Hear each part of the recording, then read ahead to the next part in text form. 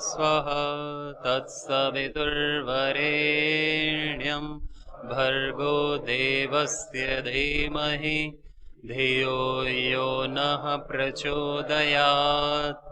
ओम शांति शांति शांति। परम पूज्यनीय प्रातः स्मरणीय गुरुदेव के चरणों में कोटिशः नमन और आप सबका भी अभिनंदन कि आप सब सुदूर नेपाल के अलग अलग प्रांत से यहाँ पधारे हैं प्रशिक्षण हेतु, कि आप अपने जीवन में और ज़्यादा आनंद को, शांति को, सफलता को और गुणवत्ता को बढ़ा सकें। तो इसके लिए हमें सही बोध होना आवश्यक है और सही बोध हमें मिलता है गुरु से, शास्त्र से या स्वयं की अंतरात्मा से, ध्यान से। और वहाँ तक पहुँचने के लिए हमें खुद परिश्रम करना होता है, श्रम करना होता है और बुराइयों से, दोषों से बचना होता है। पहली भक्ति श्रवण ही बताई है। श्रवणम कीर्तनम विष्णु स्मरणम पाद सेवनम। ज्ञान प्राप्ति का पहला सोपान जो है श्रवण ही है। श्रवण, मनन, निधिध्यासन। और श्रवण से पहले भी आवश्यक हैं कुछ चीजें। षट संपत्ति, शम दम उपरति तितिक्षा श्रद्धा समाधान। सुनना जब काम आता है जब हम में सुनाने वाले के प्रति श्रद्धा हो। अश्रद्धा में सुना हुआ व्यर्थ हो जाता है। कितना भी बड़ा ज्ञान हो, कितना भी बड़ा पहुंचा हुआ गुरु हो, कितना भी महान शास्त्र हो, अगर यदि हमारे अंदर उसके प्रति श्रद्धा भावना नहीं है तो हमारे काम नहीं आता। श्रद्धा के साथ साथ बुरी चीजों से वैराग्य भी आवश्यक है। जब तक हम बुराइयों से, बुरे विचारों से, बुरे स्वभाव, बुरी आदतों से हम वैराग्य नहीं लेते, तब तक अच्छी चीजें पूरी तरह से हमारे स्वभाव में उतरती नहीं है। भले ही हम मुझे रोज सुने, भले ही हम अच्छे लोगों के बीच में रोज रहें, गुरु से एकदम गुरु के रूम पे ही रहें, परंतु यदि दोष हैं तो दोष हैं। निर्दोष व्यक्ति ही फिर खिल पाता है, खिले हुओं के बीच रह करके। इसलिए हमारी जो वैदिक जीवन पद्धति है, ऋषियों के द्वारा बताई गई, ये संपूर्ण मानव जाति के लिए है। किसी धर्म विशेष के लिए नहीं, किसी जाति विशेष के लिए नहीं, मनुष्य मात्र के लिए। जो भी मनुष्य है सब के उद्धार और कल्याण के लिए ये सारी की सारी हमारी वैदिक परंपरा, वैदिक ज्ञान है। तो इसलिए परम पूज्य स्वामी जी महाराज ने वही चीज पढ़ी और जी। जो पढ़ा उसे जिया, जो जाना उसे जिया। और वही फिर व्यक्ति प्रेरणा स्रोत होता है। जो जानता है उसे जीता भी है। वही प्रेरणा स्रोत, प्रेरणा का कारण बनता है दूसरों के। अन्यथा बहुत लोग हैं जो पढ़ते भी हैं, सुनते भी हैं, लेकिन वैसा जी नहीं पाते जिस भी कारण से, तो फिर उनका जीवन व्यर्थ हो जाता है। अपने लिए भी और समाज में भी किसी को वो प्रेरणा नहीं दे सकते। परंतु परम पूज्य स्वामी जी महाराज जी कहते हैं, मेरा जीवन ही प्रेरणा है। मेरे जीवन को देखने से ही तुम्हें प्रेरणा मिल जानी चाहिए। यही गुरु का काम है। और एक मैंने विचार आज ही पढ़ा कि गुरु को पाने का ये परिणाम होता है कि गुरु हो जाना।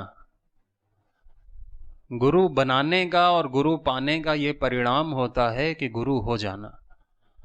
अगर हम गुरु नहीं हैं अभी, तो फिर हमने गुरु नहीं बनाया अभी तक। गुरु हो के भी गुरु नहीं है, गुरु पा करके भी हमने गुरु नहीं पाया है। अगर उसमें और हम में अंतर है तो प्रेम नहीं हो पाया।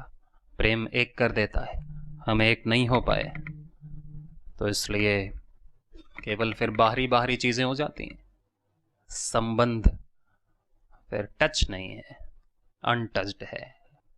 तो इसलिए गुरु को सुनना आवश्यक है। उसके पहले गुरु में भक्ति आवश्यक है, श्रद्धा आवश्यक है, और श्रद्धा के लिए हमारी पवित्रता आवश्यक है, निर्दोषता आवश्यक है।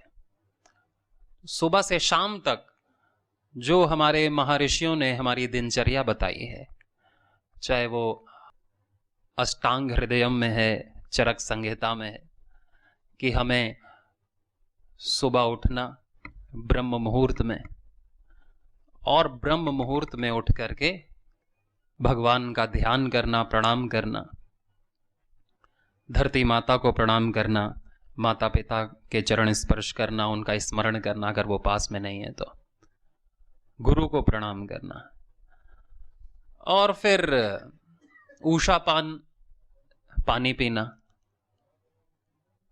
गुनगुना पानी पीना, और फिर पानी पी करके शौच क्रिया से निवृत्त होना। फिर शौच के बाद अपने दंत धावन, मुख प्रक्षालन करना, अक्षि प्रक्षालन करना, आंख धोना, मुंह धोना, कुल्ला करना, दांत साफ करना, जीभ साफ करना, गलारे करना, गला साफ करना, और मुख में औषधि रखना 5 मिनट के लिए। कौन सी औषधि? जो भी हमारे औषधि हैं, औषधीय तेल हैं, नीम है, कोई भी औषधि अपने मुख में रखना 5 मिनट के लिए।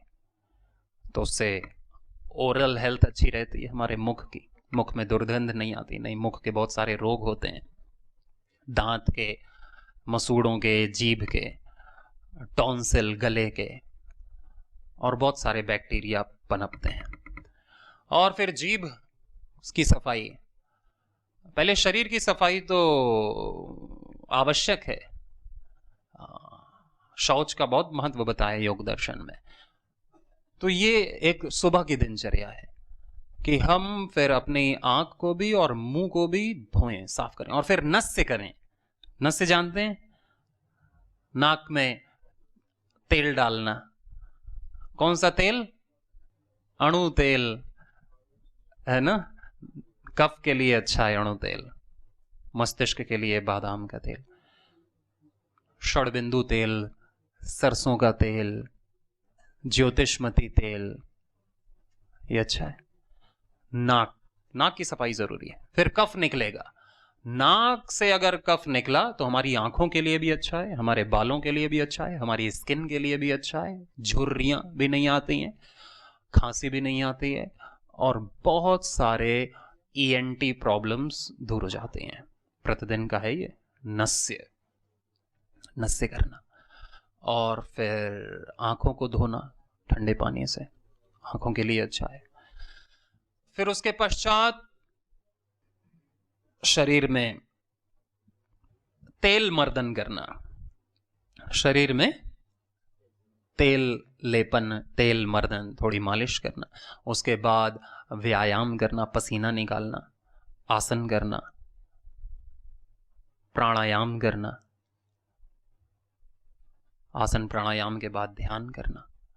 फिर उसके पश्चात भी फिर बताया कि उपटन लेपन, शरीर में उपटन लगाते हैं, बेसन का, हल्दी का, या अपना कांति लेप आता है। फिर स्नान करना, और स्नान भी फिर अच्छे से करना। स्नान करते समय सर पर थोड़ा थपकी देना कि ब्लड सर्कुलेशन सर का अच्छा हो। स्नान करते समय भी पहले पैरों पर पानी डालना, फिर कमर पर, फिर कंधे पर, फिर सर पर पानी डालने का ये क्रम है। और शरीर को अच्छे से मलना, तो शरीर में रक्त का संचार अच्छा होता है और शरीर में जो भी ब्लॉकेजेस हैं वो दूर होते हैं, मांसपेशियां मजबूत होती हैं। स्नान करने के बाद उसके पश्चात फिर से अपना जो भी साज श्रृंगार है शरीर को करना, फिर भगवान का पूजन अर्चन, प्रार्थना, आरती, ध्यान, चालीसा, जो भी जिसकी परंपरा में है। स्नान करने के बाद फिर भगवान का ध्यान करना और फिर स्वस्थ पौष्टिक प्रातराश नाश्ता लेना। नाश्ते में भी अगर हम फल लेते हैं, सब्जियों का जूस लेते हैं, अंकुरित आहार लेते हैं या ड्राई फ्रूट्स लेते हैं तो बहुत ही उत्तम है, सर्वोत्तम है। खाली पेट अच्छी चीज अंदर जानी चाहिए। खाली पेट, जैसे खाली पेट हम सुबह सुबह गर्म पानी पिए थे और शौच करने के बाद फिर हम आंवला एलोवेरा गिलोय का रस भी ले सकते हैं। आंवला एलोवेरा गौमूत्र पूरे शरीर के लिए उत्तम है, सभी रोगों के लिए, कोई भी ले सकता है। आंवला उनको नहीं सूट करता जिनको बहुत जोड़ों में दर्द, अर्थराइटिस है, खट्टा नहीं खाते, तो एलोवेरा और गिलोय तो सबके लिए अच्छा है। गौमूत्र भी सबके लिए अच्छा है, वात पित्त कफ। पानी में मिला करके, कई बार गौमूत्र डायरेक्ट ले लेते हैं तो एसिडिटी बनती है, तो डायरेक्ट काय को लेना, पानी में मिला के लें, एलोवेरा के जूस में मिला के लें। अपने योग ग्राम में देते हैं कई प्रकार के पानी सुबह सुबह, पेट के लिए अच्छा होता है। जैसे रात में भिगो देते हैं जीरा, धनिया, सौंफ, मेथी, अजवाइन, रात में ही भिगो देते हैं ये 5 चीजें, और सुबह तक उनका पूरा जो रस है वो पानी में मिश्रित हो जाता है और फिर सुबह छान करके, गुनगुना करके उसे हम पी सकते हैं। अमृत के समान है ये चीजें। और ये हमारे सबके घर में उपस्थित हैं, महंगी भी नहीं है, घर में सबके हैं और सब उनका प्रतिदिन सेवन करके 100 साल तक रोगों से मुक्त रह सकते हैं। पेट के रोगों के लिए अच्छा है, थायराइड के लिए, किडनी के लिए, लीवर के लिए। जीरा, धनिया, मेथी, सौंफ, अजवाइन का पानी। मेथी पथरी के लिए अच्छी होती है, डायबिटीज के लिए मेथी का पानी बहुत अच्छा होता है, मेथी अंकुरित करके भी खिलाते हैं। किडनी के लिए भी मेथी अच्छी होती है, धनिया भी किडनी के लिए अच्छी होती है। धनिया का पानी थायराइड के लिए भी बहुत सर्वश्रेष्ठ माना गया है ना, महाराज श्री रोज बताते हैं, और सुन सुन के तो इतनी चीजें याद ही हो जाती हैं। धनिया का पानी, और लोगों को भी लाभ मिलता है, वो भी बता देंगे, भाई आपने बताया था, धनिया का पानी हमने पिया, हमारी किडनी स्वस्थ हो गई, क्रेटिनाइन लेवल हमारा 1 आ गया, थायराइड ठीक हो गया। सौंफ का पानी, सौंफ का पानी भी एसिडिटी के लिए बहुत ही उत्तम है, पेट के रोगों के लिए बहुत ही उत्तम है, गैस की प्रॉब्लम के लिए उत्तम है सौंफ का पानी। अजवाइन वात रोगों में बहुत फायदा करती है, अजवाइन वात रोगों में, जोड़ों के दर्द में। तो एक एक औषधि भगवान ने उसमें बहुत शक्ति दे रखी है, और जब हम बहुत सारी औषधियों को एक साथ ले लेते हैं, खाली पेट लेते हैं, तो वो जल्दी, और वही चीज अगर हम खाने में तल भून के लेंगे तो उसका पोषक तत्व कम हो जाएगा, मानते हैं? वही सब्जी हम कच्ची खाएं और वही हम तल भून के खाएं तो न्यूट्रिशन में जमीन आसमान का अंतर आ जाता है। तो इसलिए योग ग्राम में लोगों के ठीक होने का एक बड़ा कारण है, उनको आहार तला भुना नहीं दिया जाता है। स्वाद में तो थोड़ा उनको 2-3 दिन परेशानी होती है, लेकिन वो स्वास्थ्य जब उनका अच्छा हो जाता है ना, तो उनको आनंद आता है कि भाई खाना तो यही है, और मैं घर जाके अब यही खाऊंगा, क्योंकि इसमें मैं थोड़ा भी खाता हूं तो पूरे दिन एनर्जी में रहता हूं, थोड़ा भी उपवास जैसा ही रहता है और एनर्जी में रहता हूं, कम खाता हूं, कॉन्स्टिपेशन भी नहीं हो रहा है, भारी भी नहीं लग रहा है, ऊर्जा भी बनी हुई है, मन भी प्रफुल्लित उत्साह में है। और घर में मैं ज्यादा भी खाता था तो भी ऐसा ढीला ढाला और भारीपन और खट्टी डगार और कॉन्स्टिपेशन, एसिडिटी, गैस, ये सब रहता था। तो उनको फिर आनंद आता है, उनको पता चलता है कि ठीक खाना तो यही है। तो इसीलिए फिर उन्हीं सब्जियों को उनको सूप बना के देते हैं और जूस भी देते हैं। जिसको गर्म चीजें सूट नहीं करती उनको जूस देते हैं, जिनको ठंडी चीजें सूट नहीं करती उनको उसी सब्जी का सूप देते हैं।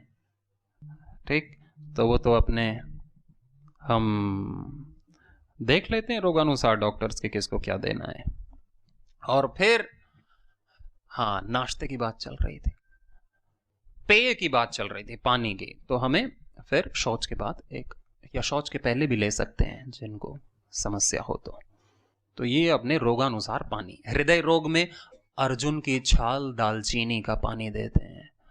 जिनको कोलेस्ट्रॉल बढ़ा हुआ है, ज्यादा तला भुना खा करके, ज्यादा पकौड़ी पराठा खा करके कोलेस्ट्रॉल जिनका बढ़ जाता है, तो फिर उनको अर्जुन की छाल दालचीनी का पानी देते हैं और गौमूत्र देते हैं।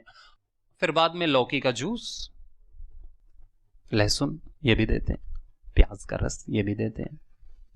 अपनी अब तो लिपिडोम आ गई है, वो भी हमारा लिपिड प्रोफाइल अच्छा करती है, बेस्ट है कोलेस्ट्रॉल के लिए, हृदय रोगों के लिए। अपने अपने रोगानुसार 10 से 15 प्रकार के पानी बनते हैं रोज सुबह योग ग्राम में। और सुबह सुबह लोग 4:30 बजे उठ करके वो पानी पीते हैं खाली पेट।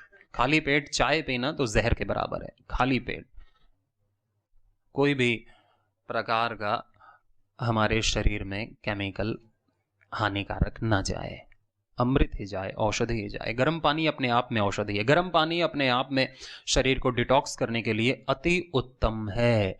और यदि उस पानी में और उसकी गुणवत्ता बढ़ानी होती है तो फिर उसमें गौमूत्र मिला देते हैं, उसमें जीरा धनिया मिला देते हैं, आदि जो बताया ही है, नीम की पत्तियों का रस। रात में ही भिगो दिया अगर उस काढ़े को, जो काढ़ा हमारे शरीर के लिए अच्छा है, उस काढ़े को यदि रात में ही हम पानी में मिला देंगे तो सुबह मेडिकेटेड वाटर बन के तैयार हो जाएगा, औषधीय जल बन के तैयार हो जाएगा। फिर उसे आप दिन भर पी सकते हैं, जब भी प्यास लगे उस पानी को पिए। काढ़ा जानते हैं, पीते ही आप, गिलोय का काढ़ा है, सर्वकल्पक्वाथ लीवर के लिए बहुत अच्छा होता है। Liver, fatty liver, liver cirrhosis, hyper acidity, liver fibrosis, और फिर chronic liver disease, liver cancer हो जाता है अगर ध्यान नहीं दिया तो।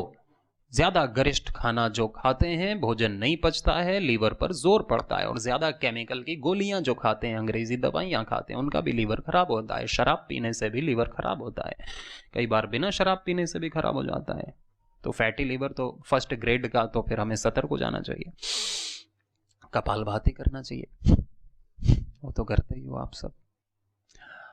और लीवोग्रिट, लीवामृत अपनी अच्छी औषधियां है। काढ़ा जो औषधि हम ऐसे तोड़ के भी उनकी पत्तियां खा सकते हैं। पुनर्नवा, मकोए, भूमि आंवला, श्योनाक पेड़ होते हैं। पुनर्नवा, मकोए, भूमि आंवला, ये अमृत है लीवर के लिए। इसकी ताजी पत्तियों का रस देते हैं, या जिनके घर में ताजी पत्तियां उपलब्ध नहीं होती हैं तो पतंजलि स्टोर्स में उनका सूखे पत्तों का काढ़ा है, उसको हम उबाल करके पी सकते हैं, या रात में भिगो दिया और उसका पानी पिया। काढ़ा बनाना है तो सुबह फिर उसी पानी को थोड़ा ज्यादा गर्म किया, थोड़ा देर तक, कि 1/4 बचे। मान लो 2 गिलास है तो 3/4 पानी उड़ जाए, 1/4 पानी बचे, उबालते हुए उबालते हुए उबालते हुए फिर उसे पीते हैं, तो ज्यादा कंसंट्रेटेड हो जाता है, तो वो बन जाता है काढ़ा। उसी पानी से काढ़ा, या तो उस पानी को पिए। पानी को तो हम 1-2 गिलास, 3-4 गिलास भी पी सकते हैं पूरे दिन में, लेकिन काढ़ा तो हमें आधा कप ही पीना होता है। काढ़ा ज्यादा पिएंगे तो पेट खराब हो जाएगा, ज्यादा गर्मी करेगा।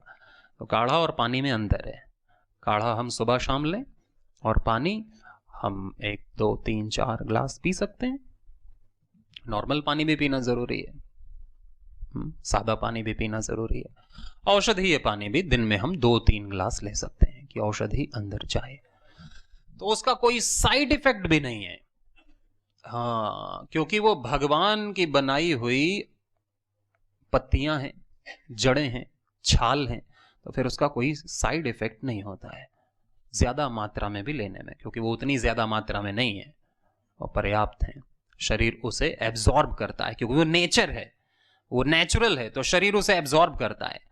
केमिकल, अगर शुद्ध केमिकल लेंगे तो शरीर उसे एब्जॉर्ब नहीं करेगा, उसको पचाने के लिए फिर हमारे शरीर में वो तत्व नहीं है। जैसे कैल्शियम की गोली है, कोई कैल्शियम की गोली खाए और उसके शरीर में अगर विटामिन डी की कमी है तो कैल्शियम फिर पचेगा नहीं, कैल्शियम इकट्ठा होने लगेगा, और कैल्शियम शरीर में इकट्ठा हो रहा है तो कहीं पथरी होगी, कैल्सिफिकेशन होगा, हार्ट में ब्लॉकेज होगा, हड्डियां टेढ़ी मेढ़ी होंगी, कैल्शियम पच ही नहीं रहा है। वो कैल्शियम की गोली खा रहा है कि मेरे शरीर में कैल्शियम की कमी है तो मैं कैल्शियम खाऊंगा तो कैल्शियम बढ़ जाएगा। ये मूर्खता है।